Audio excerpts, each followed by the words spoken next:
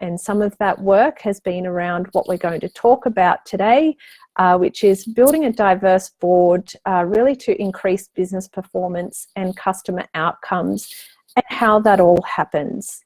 So I really encourage you that throughout today's session to write any questions that you might have into the questions tab. I've got that open on my end, so any question you write in there, I'll see straight away and hopefully then be able to answer that straight away. There'll also be some time at the end for you to ask some questions as well, so feel free to save any questions for then as well. I understand that there have been some resources shared under the chat tab, which is being monitored. So if you're having any sort of technical issues or any other thing that's kind of not related to what I'm talking about, I encourage you to pop those in that chat thread, because RAF is there to help you if you need a hand. So jump on, get the slides if you want to download those as well. There's also a link there to some additional resources that go along with today's webinar that will help you as well, and feel free to take a look through those while I'm chatting with you today. So let's get into it. For the next 45 minutes or so, we're going to explore a range of things. Firstly, defining diversity. And we'll jump into some data. We'll talk about diversity in practice, talking about building a diverse culture, then move on to how you can build a diverse board. And then, of course, how you leverage that diversity. So we hear a lot about board diversity, but it's difficult to know where to start.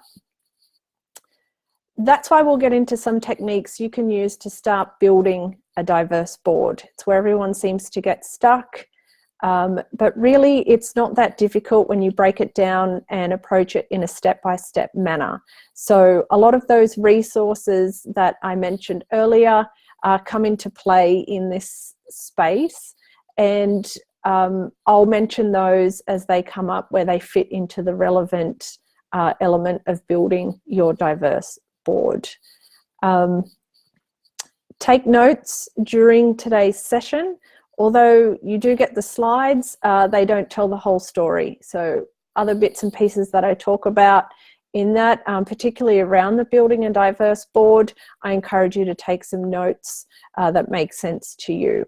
Of course, if you feel like mentioning anything on social media during my conversation today, I really do encourage you to do that. I've got a number of handles there, the Get On Board Australia Twitter, my own personal Twitter account, and of course we're on Facebook and LinkedIn as well. That's the / Get On Board Australia, and me as well. You can find me on LinkedIn, and feel free to connect as well. It would be great to do that. There's a series of hashtags there I encourage you to use as you see fit. So the first thing I want to start with is defining diversity. Largely when we've been talking about board diversity, it's just focused on the gender balance conversation.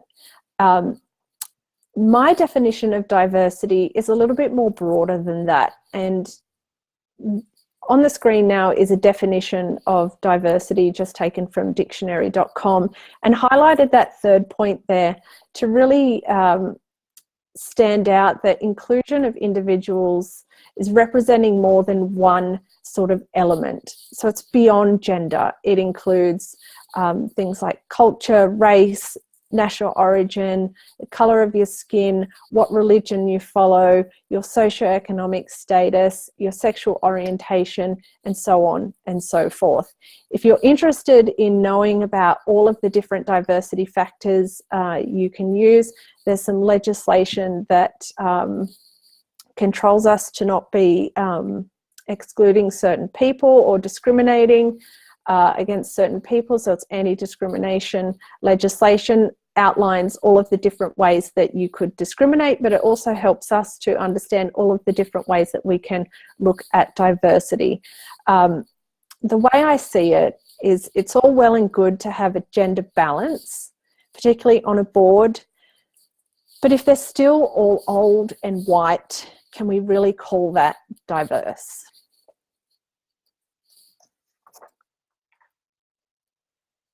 There was some interesting data that I came across during my research for this session that helped bring the message home to me in relation to taking a broader view of diversity. And really, that's from the perspective of customer experiences, expectation, and attitudes. And it turns out that men and women seem to have largely consistent experiences when dealing with an organisation. And so if men and women have these largely similar experiences, expectations, and attitudes, how can they really develop that empathy and that perspective of someone who isn't like them and how a company services them? So that just helps me understand that maybe we need to think of diversity a little bit beyond just gender, because that's not going to help us at the extent where it could potentially give us back some benefit. As we can see on this map, there are lots of different, what I want to call micro factors that create more diverse audiences rather than those the macro factors being male versus female. Of course, this diagram is not extensive in all of those different micro factors, but this gives us a nice visual representation of the breakdown of not just men and women, but also other defining factors that come into play if we're thinking about business outcomes, customer experiences, and things like that. And this is always changing. Our population is becoming more diverse. A few key statistics I found looking at some ABS data is that 26% of people living in Australia are born overseas. In actual figures, that's over 6 million people. So that's a large demographic of your current and potential customers or clients that were not born here.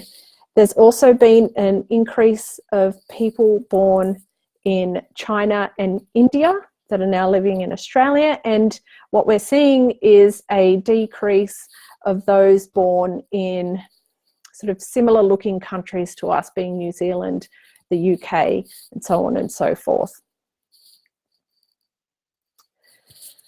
Now let's jump into some data about the business outcomes that can come from diversity, not just on the board, but within the management and leadership of the organisation as well. Now, don't get too worried, I'm not going to do death by data. However, I wanted to briefly reinforce that business performance and outcomes can improve with diversity. So companies in the top quartile for ethnic and cultural diversity on executive teams were 33% more likely to have industry-leading profitability. And then on the flip side, the companies that were in the bottom quartile for both gender and ethnic or cultural diversity were 29% less likely to achieve above average profitability than all other companies. So what we see here is that not only does diversity help us, but what we also see is when you're not diverse, it can have significant impacts on the organisation as well. Companies in the top quartile for gender diversity on their executive teams were 21% more likely to experience above average profitability than companies in the fourth quartile. And companies with the most ethnically and culturally diverse executive teams, not only in terms of absolute representation, but also the variety or mix of ethnicities, are 33% more likely to outperform their peers on profitability. Now, all of that data came through from McKinsey in their Delivering Through Diversity report. If you are interested, I encourage you to take a look more at that report. It's available quite easily to find online. I do find that it's a little unfortunate that we really only study gender and ethnicity or culture. Going forward, I would expect to see studies including other metrics and elements of diversity and whether they have any impact on customer and business outcomes. Although it may be difficult to do that, if you have more factors, it's hard to really see if there's anything statistically significant that can come from that, but I still would like to see that, but that's for the experts to do. Looking now at the board level in the US and UK, correlations between gender balance and financial performance are positive, although they're not statistically significant. Again, we might want to take a broader view and a broader definition of diversity. And as you can see, companies with the most ethnically, culturally diverse boards worldwide are 43% more likely to experience higher profits. So it's worth anything testing that out and seeing the outcomes it has on the business. Additionally, a positive correlation was found between ethnic cultural diversity and value creation at both the executive team and board levels.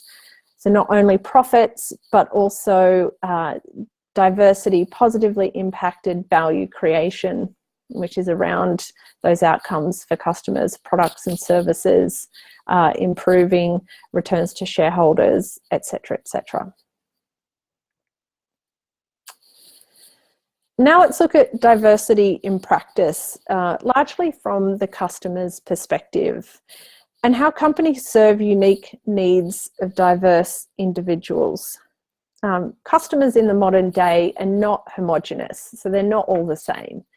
And when organisations go out of their way to meet the needs of their diverse customers, whether they are women, identify as LGBTIQ, or have a disability, the research shows that these organisations are rewarded with stalwart supporters who return for repeat business and actively campaign with their communities on behalf of that organisation.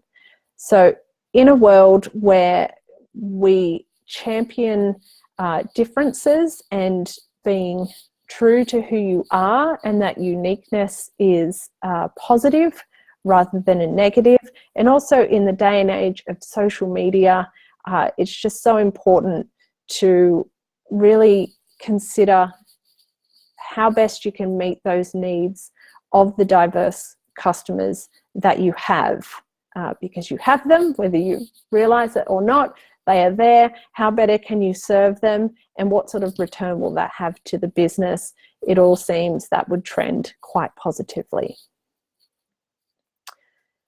Thankfully, there is a shift away from diversity as a compliance and talent management initiative towards using it to help design experiences for marginalised customers to win in new markets, become more innovative, and accelerate customer centricity. I'm all for impeccable customer service, so this sort of thing really gets me excited.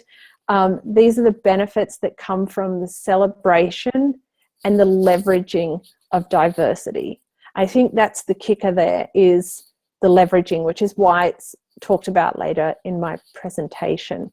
So I'm going to share a few examples of some of my favourite campaigns that really utilise diversity for really great business outcomes.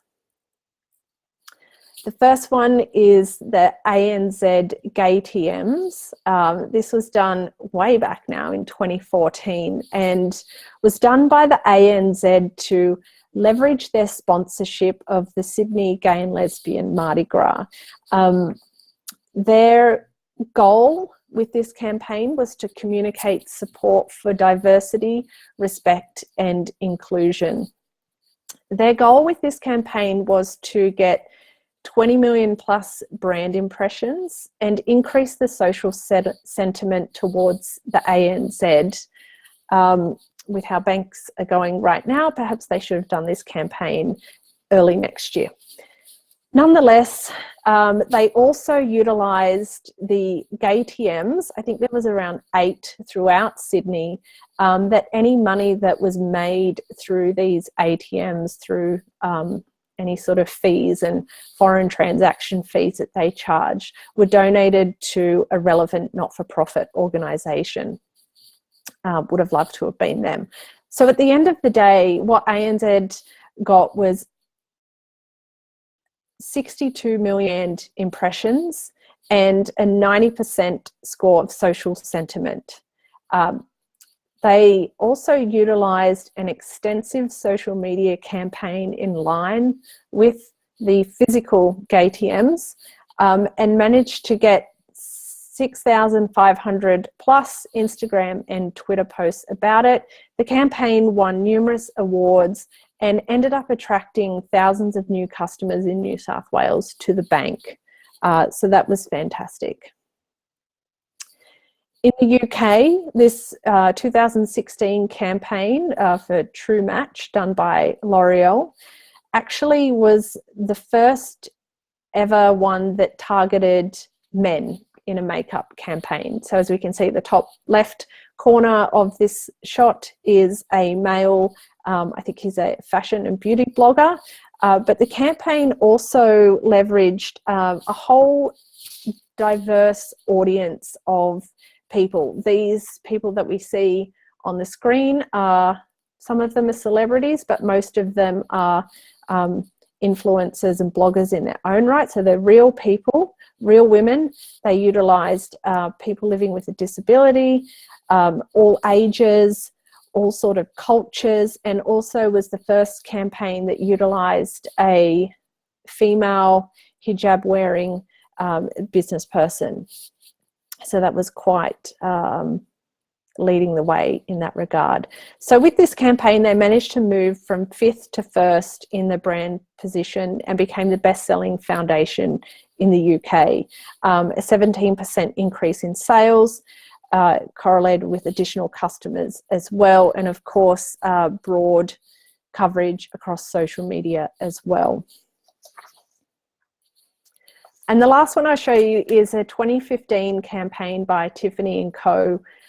This was centered around the Will You sort of tagline, and based around people asking their significant other to marry them. The video you can find online. It's quite sweet. It brought tears to my eyes because it utilises a whole range of diverse people, not which a same-sex couple, as we can see on the screen, but also mixed race couples as well, and couples with young children that obviously are from earlier in their relationship or from a previous relationship. So things that, when you think about it, seem quite straightforward and obvious, but actually ended up being quite groundbreaking in those sort of spaces. Tiffany did see high engagement and responsiveness with this sort of campaign. It was multimedia, so not just pictures in magazines. Obviously there was a TV commercial as well. There isn't a lot of data out there around the actual returns, but what we're seeing now are a lot more businesses in jewellery, clothing, that sort of thing, utilising diverse people, including same-sex couples, in their marketing material as well. So brands are getting the picture that people want to see people like them in the advertisements, to actually see them using the product and understanding that it's for them, that the brand gets them and they want to use it. So now let's take a quick look at some data, more data, in relation to diverse audiences. So this is from the customer perspective. Surveyed customers from non-Anglo-Celtic backgrounds with a disability or identified as lesbian, gay or bisexual were significantly more likely to say that they had experienced discrimination by one or more of the organisations they interacted with in the past 12 months. This largely came from being from overt stereotypes, unconscious bias, lack of awareness and or focus create subtle and actually not so subtle acts of exclusion.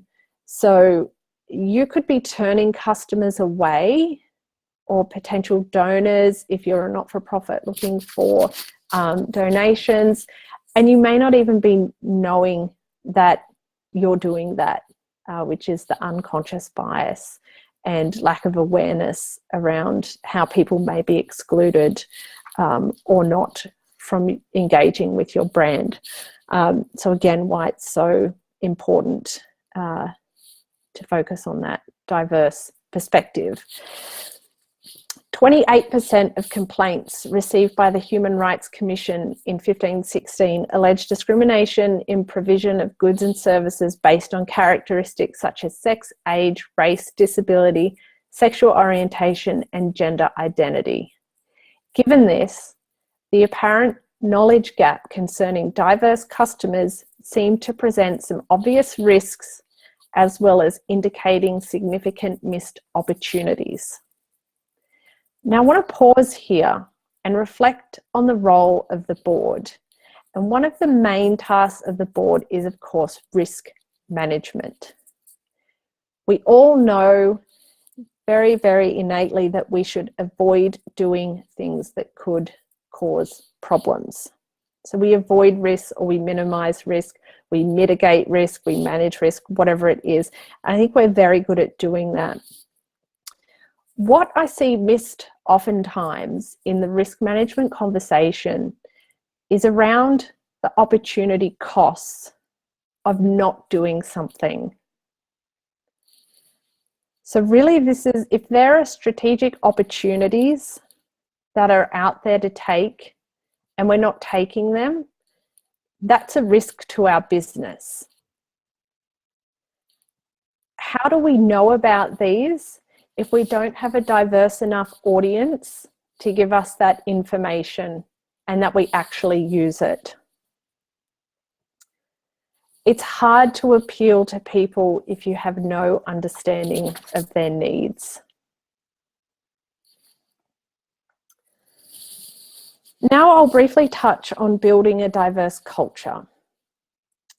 Part of the board's role is to create and reinforce the right culture across the organisation. And this is being brought home to us time and time again, particularly recently around the Banking Royal Commission, about the impact that culture is having on people's behaviours and the outcomes that are happening from that. It all starts at the top, and board members, that means you. So diversity at the highest levels of company leadership serve as a signal to employees and other stakeholders that the organisation truly understands and values the community and customers that they serve. So diversity supports business performance through improved quality of decision making, increased innovation and customer insights, and it can improve a company's global image and license to operate. So it's largely around your corporate social responsibility.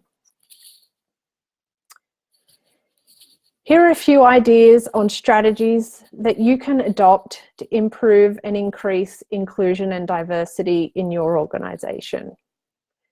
These ones cover different levels of the organisation, but by nature of this audience, we'll focus on the board to be the driver and example of diversity.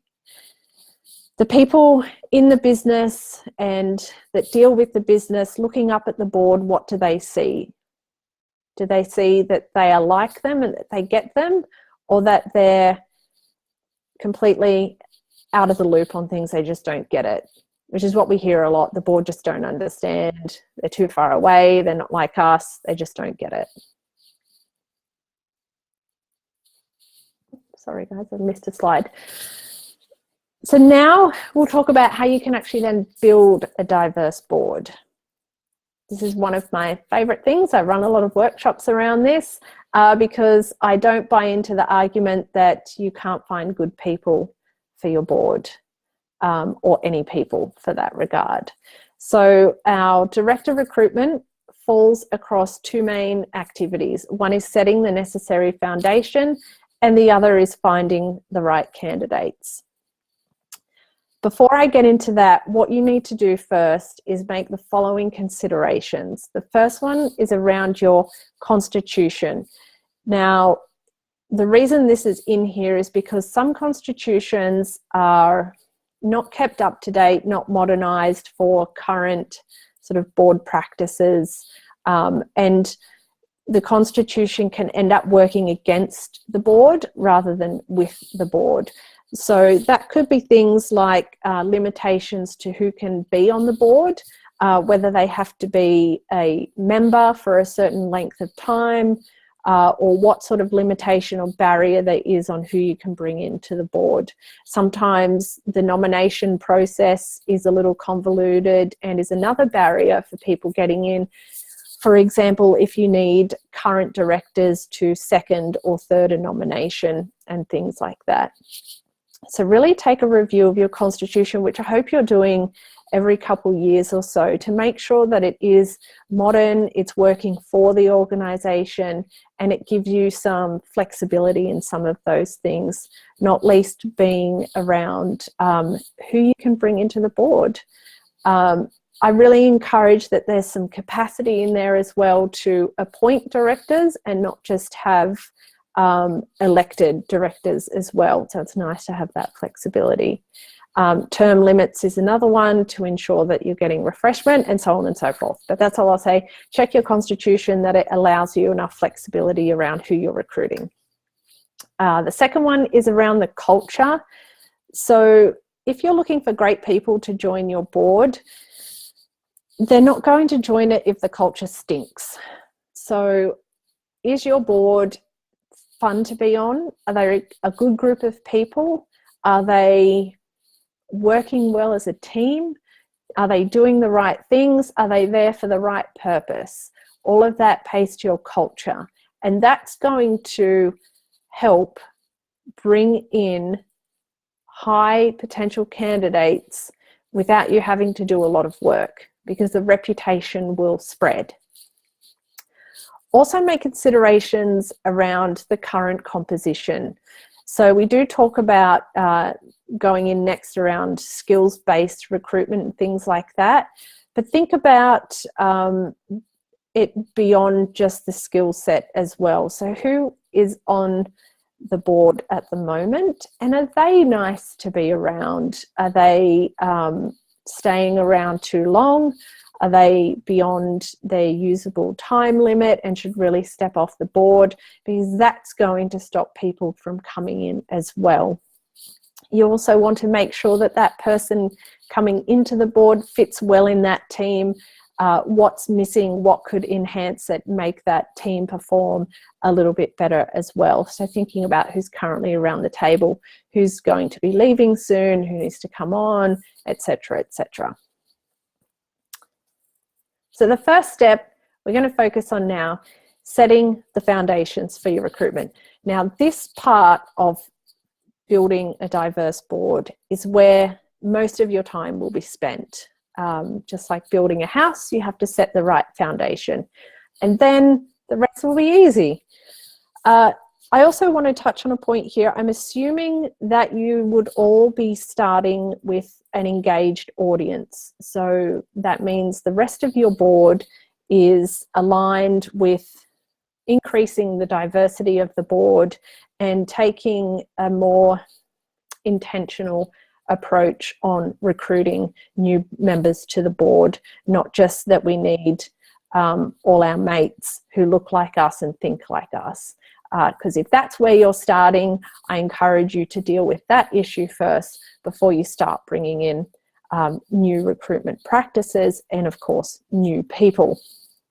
So the process we'll work through is suitable for any board, I think, and for any new candidates, and also for committees. So I really encourage independent members on your board committees, because for a number of reasons, which I'll touch on later in my session, But if you're looking to recruit just for committees, this is a good process to follow as well. So jumping in, first step, conduct a skills audit of the existing board. And what this will do is produce a skills matrix where you will have a great overview of the breadth and level of existing skills on your board. There are templates that are included on that web page that are shared in the chat thread with that password, so you won't have to build it from scratch. You can do a skills audit through a paper survey or via a online tool like SurveyMonkey. It's really straightforward. It's just taking a snapshot of the board right now and seeing who on the board is most skilled in certain areas, where the board is as a whole has the most skills versus the least skills, which can help with your board development as well, but we'll just focus the conversation on recruitment. So you'll see where the gaps are. You'll also see what could happen if someone was to leave. So if you know that someone's departing, you can see what sort of skills gap they're going to leave, so that gives you an indication of who you might need to be looking for in a skills context. You may also want to start including some diversity metrics as appropriate and putting those as well. As to what skills you want to measure, I would really encourage you to have a conversation as a board about what's important and needed or wanted going forward for your board and your organisation. And that will help you then develop that list of those skills and attributes that you want to be measuring, that you want to ensure are on the board, and then you can go and measure them. So for cues or indicators about what's needed in the medium to long term of your organisation and your board, take a look at the strategic plan, and I hope you all have one. So the strategic plan is really going to help you to understand what sort of, if we can think of them like an asset, what sort of assets the board needs to get the organisation to achieve its strategic outcomes. So a very simple example I like to use is if you're looking to start exporting some product to China, it may be good to bring someone onto the board that has expertise or quite extensive experience or networks in that sort of regard. So that's a very basic example, but hopefully sets the picture of what I mean by looking to your strategic plan. And then you become really strategic and intentional about who's on the board and how you're using those board members. You don't just want seat warmers. So I really encourage you to really think deeply about the skills, knowledge, networks, and other key elements required to achieve the organisation's goals and where the board can fit in with that. The next is to prepare a detailed director position description. And I'm so glad that I'm seeing more and more of this happen in the board space. So what you can do is use the insights that you've gained from those first 2 points to prepare an overview of the ideal or desired candidate. Of course, you can then incorporate some of the diversity metrics that you might want to consider into that as well. But certainly starting with that skills, that knowledge, the networks, other key elements that you need in relation to your strategic plan. This gives you something to use when you're promoting the vacancy, and that part comes later, but also ensures that the right people are applying to this opportunity that you've got. As I said, it's all well and good to have lots of people and warm bodies to do the work of the board, but you want to have someone that's actually worth the while and can deliver some value back to the organisation as well.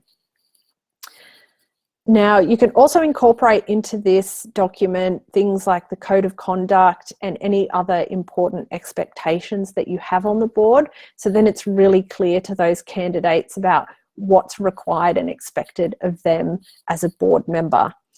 Now, there is a template for a director position description that I've prepared for a previous board a few years ago. Feel free to use that as a jumping off point. There are certainly improvements that can be made on that, but it's something to start with. The next is to have a rigorous interview and screening process. So create and establish a documented process that you'll follow for recruiting new board members going forward. Include the various bits of information that you're going to give to people who may just express their interest in this board opportunity, but also what you're going to be giving to the shortlisted candidates and things like that. You may also want to consider during the screening process is to remove any identifying information. This would be really interesting to see boards doing more of this going forward, is presenting a range of candidates where perhaps their name and other sort of identifying information is removed. So then you've got a really sort of unbiased review of the different candidates that come forward. I'm thinking about doing this on a board that I sit on that's coming up to bring in some new board members. So I think it would be really cool to do something like that, where you're making sure that you're getting the right skills on the board rather than a specific person. Again, for this screening and interviewing process, there's a template on those resources that I share as well. Again, it's a starting point, but do feel free to use that.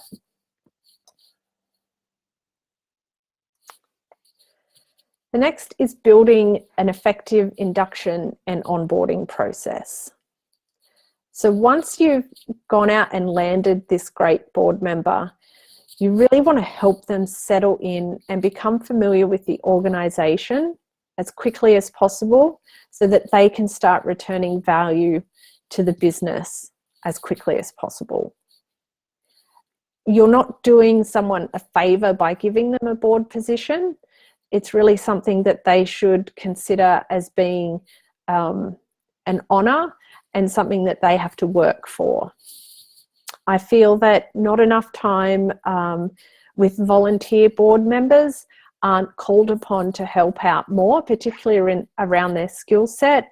I would encourage that organisations with volunteer board members that are resource strapped, if they do need help, to tap into their board members.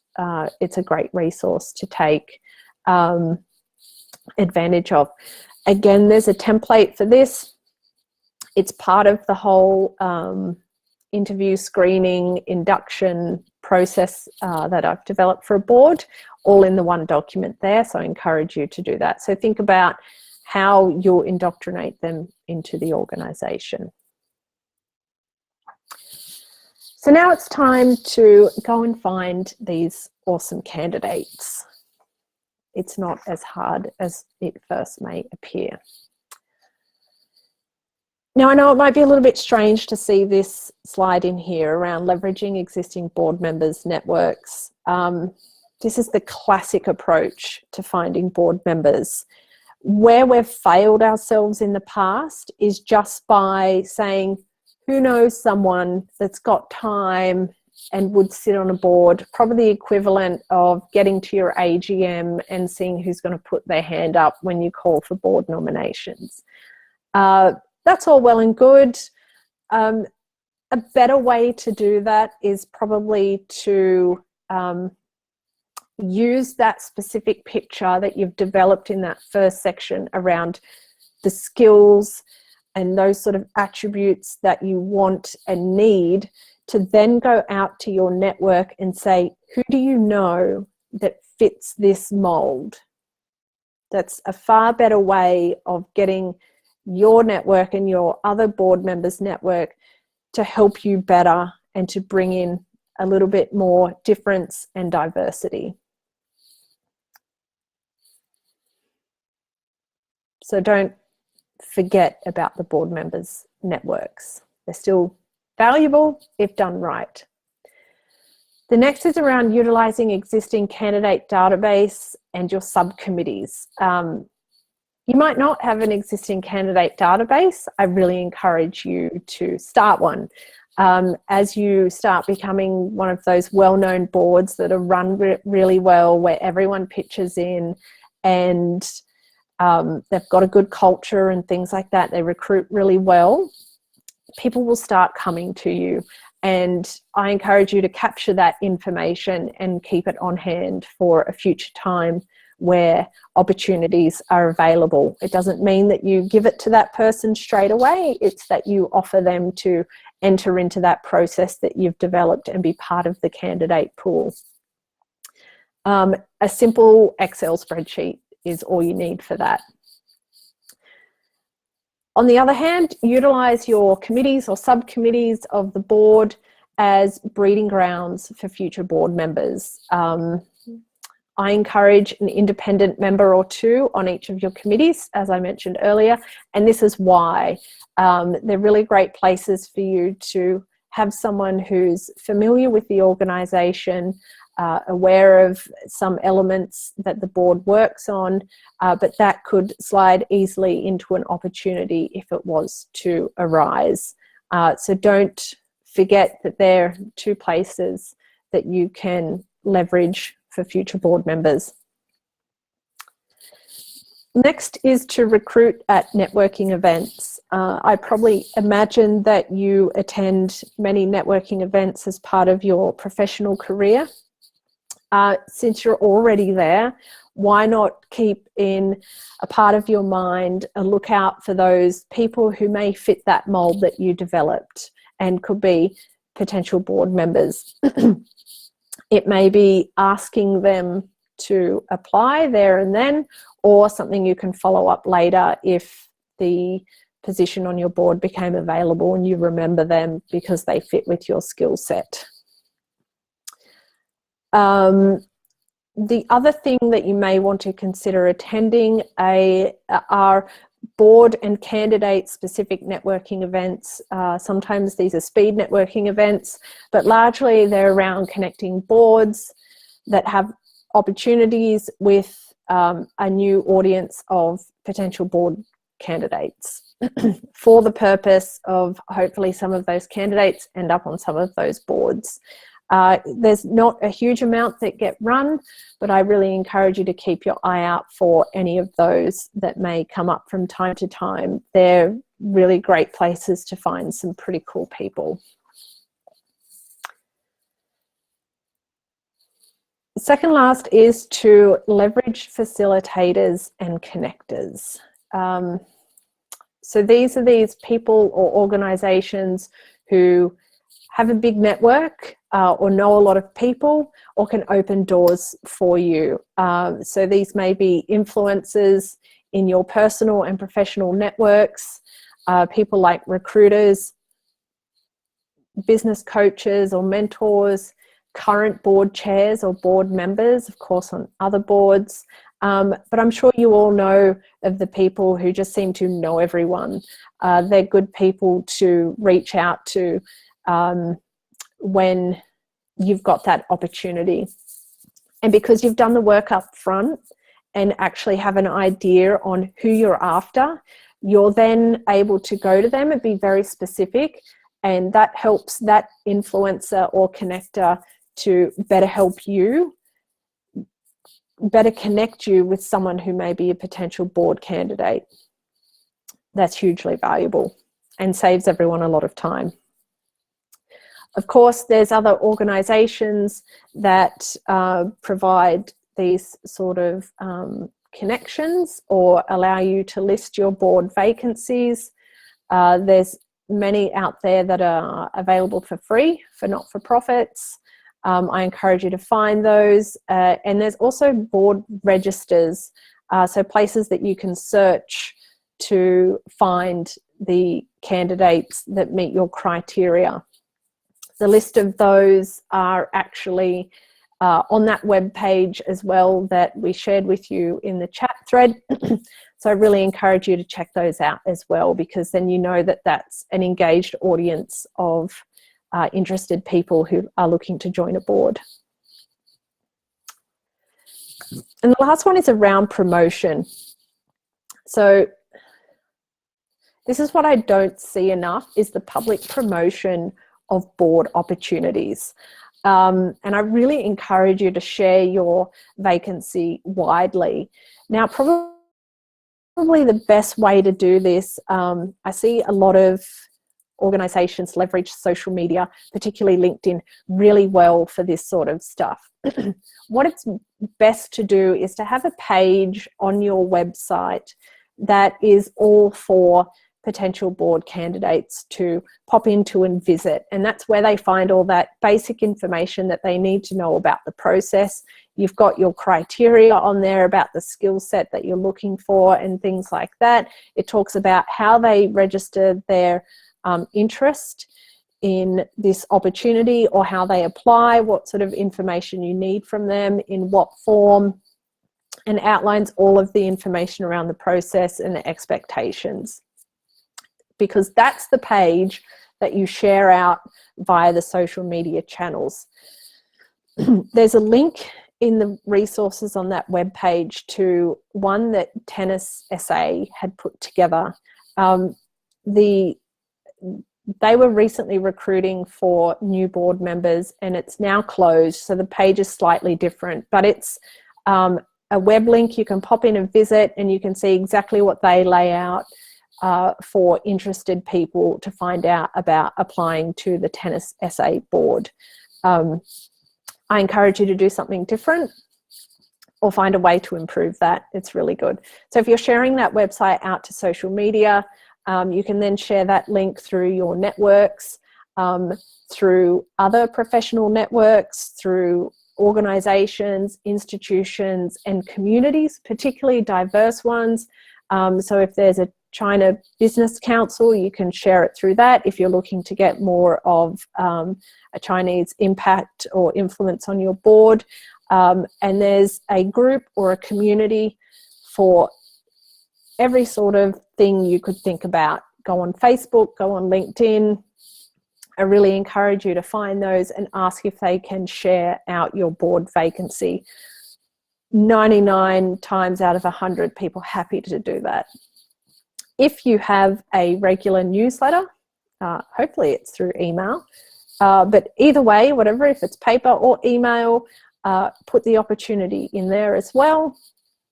And if you are a not-for-profit or volunteer-run organisation or have volunteer board members, Seek Volunteer and Go Volunteer websites allow you to list the opportunity at no cost as well. So I really encourage you to utilise those opportunities.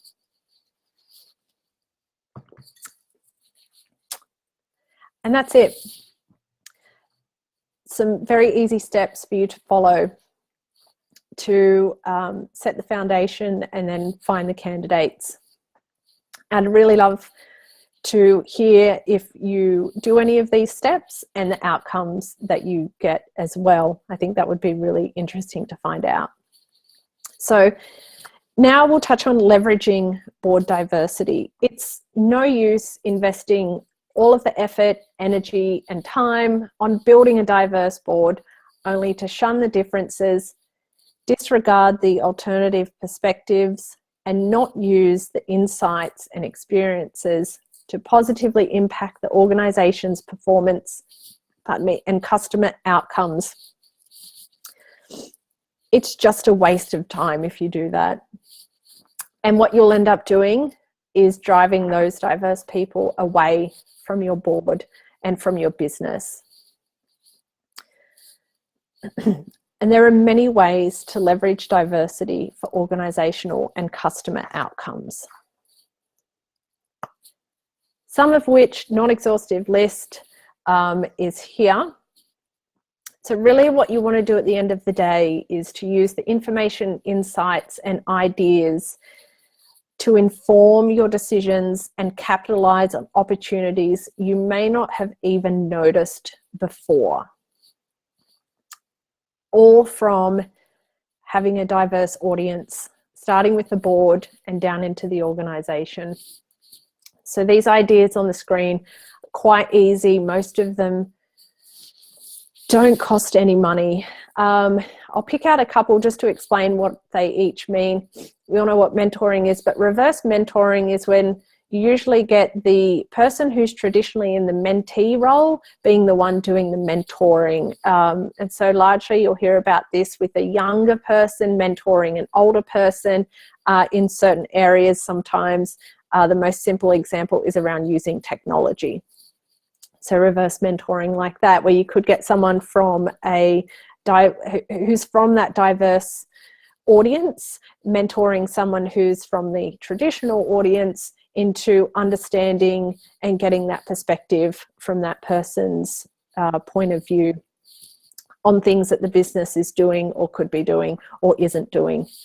Being devil's advocate is a really fun thing that you can do on boards as you're discussing robust things, and having that person who's there to be that alternative point of view.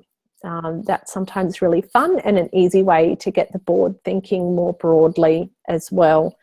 First and foremost, be open to change.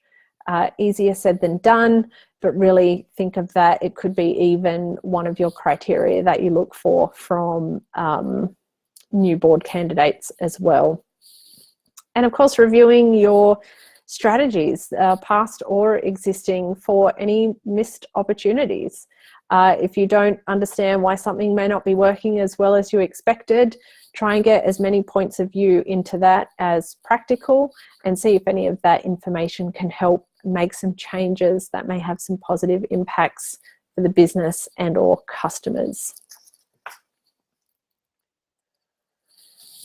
So to start wrapping up, to recap, look at diversity beyond just gender. There's real opportunities there, as we found out, so I encourage you to think more broadly about diversity. Make diversity part of your ethos, driven by the board and echoed throughout the organisation. So what gets measured gets done. If you measure it and do it and act on it and really embody being open to diversity and being inclusive of difference and leveraging that for positive outcomes, is something that the board should be driving. Be the example that you want to see. Be intentional about seeking out and using diversity, because it's not going to happen on its own. We all return to a normal set of behaviours unless we're really intentional about thinking differently about things, about having different conversations.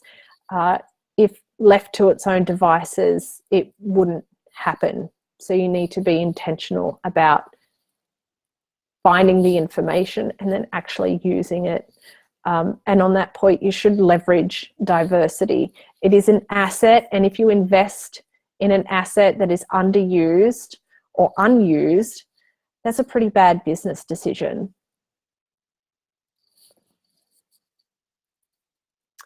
If we all become intentional with diversity, we'll start to create a pathway, climate, and culture that leads to greater variety and quality of candidates across the not-for-profit sector and beyond.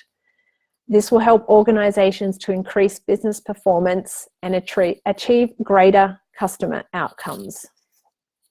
I truly believe that. And the data backs that up.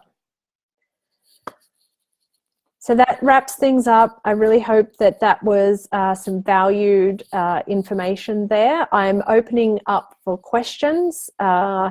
While we're waiting, I want to encourage you to access the resources provided in addition to this presentation. They will help you to get started without having to reinvent the wheel, because no one likes doing that.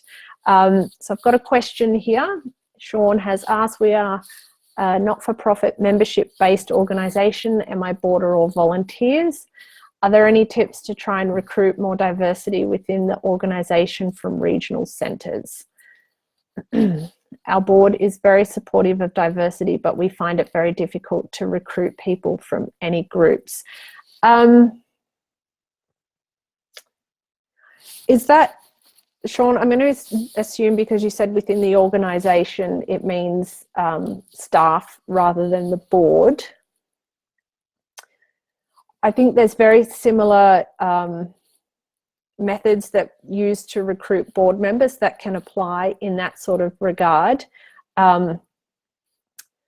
If you're finding it very difficult to recruit people from any groups, I'm guessing that's diverse audiences from the regional centre, I would try and find as many people I can talk to from that group to get some feedback on that and really understand why they may not be coming to you or wanting to work for you.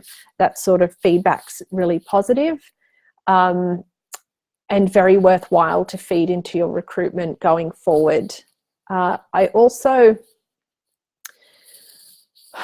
want to like everyone to consider that around how you work with your team, with your staff, even with the board, whether they actually physically need to be in the office or be present at the place of business. If you have scope to have people dial in or work remotely or whatever it is, I'd really encourage an adoption of those sort of work practices as well.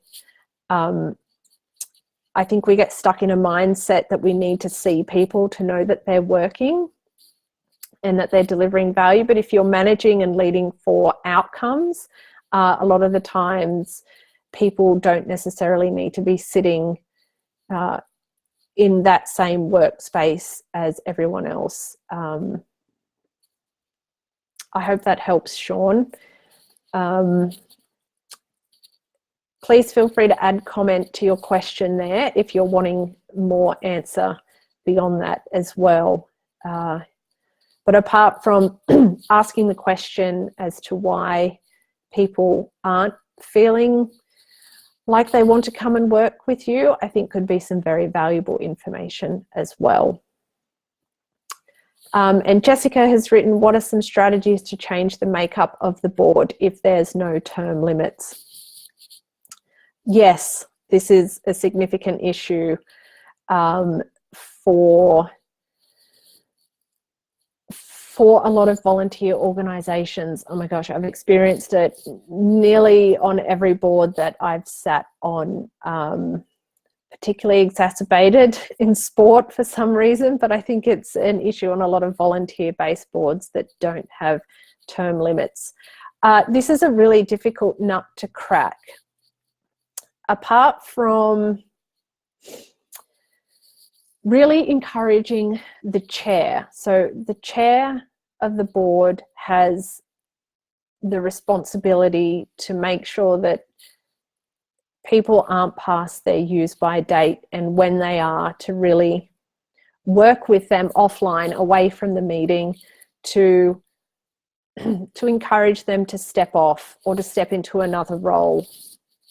There are certain programs that could be introduced, like a the word has left me, but where you have a group of people that are still supporters of the organisation, and ambassadors is the word I want. So if you want to introduce something like an ambassador program where previous board members join this part of the network, where they still get some sort of, what do I want to call it, a perk for being involved, so they still get the name tag that might say ambassador or former board member or former director. They're still invited to the AGM, they're still invited to big events that the organisation might have on. There's a way that encourages them to move on like that. But first, the chair should really be driving that and making that change where possible. If the other board members have the correct level of emotional intelligence to talk with that person and help see what's available to them and what their opportunity is for them to step off the board. I encourage those conversations to happen away from the boardroom. That could be an idea. There's also something to say about creating an environment of peer pressure, but peer pressure in a more positive way. So if everyone around the board is focused on modernising their practices of being a really strong board, being a really fun board, but still maintaining their governance roles and responsibilities, holding people to account, that might create the feeling that the person doesn't belong there anymore or doesn't need to be there anymore. Things like that might help encourage people to move on. But really, it does need to be driven by the chair because they're in that position of influence and power. And is a message to everyone to make sure you've got term limits set up in the relevant documentation, whether that's your constitution or something like a board charter as well. So Jessica, I hope that answered your questions. Reach out again if you have any more or you want me to elaborate further. I wanted to jump back to Sean's question. He meant recruiting for the board rather than within the organisation. Again, if you're having trouble with bringing in diverse board candidates, try and pick out a few that maybe you can talk to on the phone or in person around maybe why they wouldn't want to apply. That could help as well. Again, not necessarily needing the person to be physically sitting in the room for board meetings. Technology is wonderful in that way that we can dial people in from wherever they are around the world. So don't even feel like you're limited by using people in Australia if you need that.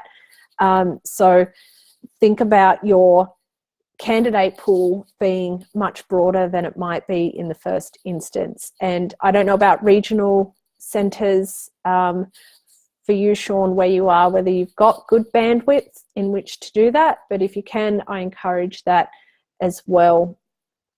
So again, having that conversation with those diverse people as to why they might not want to be on the board. And you may find out that your board's not very attractive. And when people start digging, start doing their due diligence, they might find things that worry them. So I think any information you can get about why that might be the case would be good to have in your back pocket. Again, Sean, if you want more on that, please let me know. Now, Amanda's jumped on with a question. Have you had any experience with shadowing programs where existing members bring potential members to meetings or events?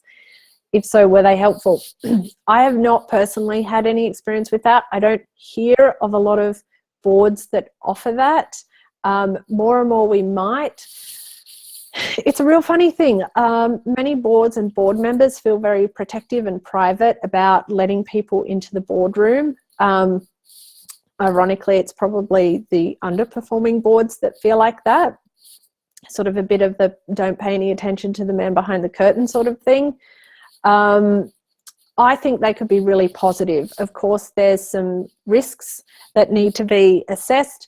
You don't want that person contributing or making decisions or voting on things, of course. You don't want them to end up being classed as a director, even if they're not officially a director.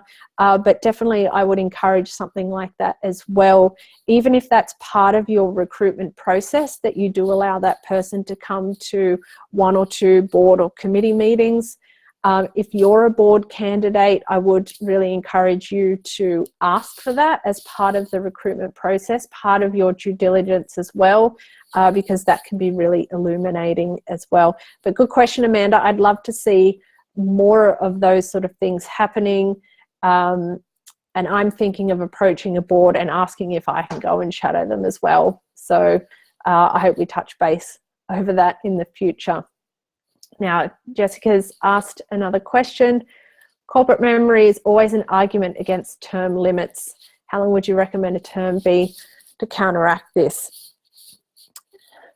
How long I think a term should be Generally, you're going to see terms for 2 or 3 years, and then you'll have a number of those terms that one can serve in succession. Usually it's 2 or 3, depending on how the term is, and then if you've got those limits. So really it's like 10 years, I think, is max. If you haven't got in and done a good job within 10 years, you shouldn't be on a board, because you're not there to just hang about and be a bad smell. Yes, corporate memory is important. It can be helpful and it can be a hindrance. So you've got to really take it with a grain of sand, Millie. But I would debate that that memory can be retained in other mechanisms. First of which, maybe you could think of putting that board member onto a committee, something like a history committee or something else like that, where there's a corporate memory. If they are part of an ambassador program, then you can always reassure them that, well, because you're part of this ambassador program, we've got you there to tap into if and when we need that information. You just don't want to get stuck in the, well, this is the way we've always done it, so this is what we need to do kind of mentality. If you want them to be on any other sort of committee that best suits their corporate memory, whether that's finance, audit, risk, governance, whatever it is, strategy, whatever sort of committee you have, encourage that person to be a member on that committee for a certain time period. Again, you don't want them hanging around for too long and causing any issues. But things change so much in business right now that corporate memory argument is going to vanish. It's largely irrelevant now what and how we did things 5 years ago to now, but it is important to remember where the organisation came from. Usually you'll have that stuff written down if it's important enough, hopefully. So again, Jessica, if that didn't answer your question in full, let me know. And anyone, if you have any other questions and didn't get a chance to post them today, here are all my contact details. I really encourage you to reach out. I'm always happy to talk about this sort of thing, always happy to talk boards, talk governance, board members, things like that. Feel free to shoot me an email or pick up the phone and give me a call, good old-fashioned way. So that's it for today, guys. It's been a real treat sharing this with you. I hope there was some real good value in there. I really encourage you, keep the slides. I hope you made some notes through this and jump on that webpage with all of those resources for you. That's really going to help you get started on this journey without you having to reinvent the wheel, because no one wants to do that. And it's hard that way. So get a head start on the game and get those resources. But I'll sign off now. It's been great. Thank you so much for your time and for joining me. I look forward to hopefully talking with you further in the future.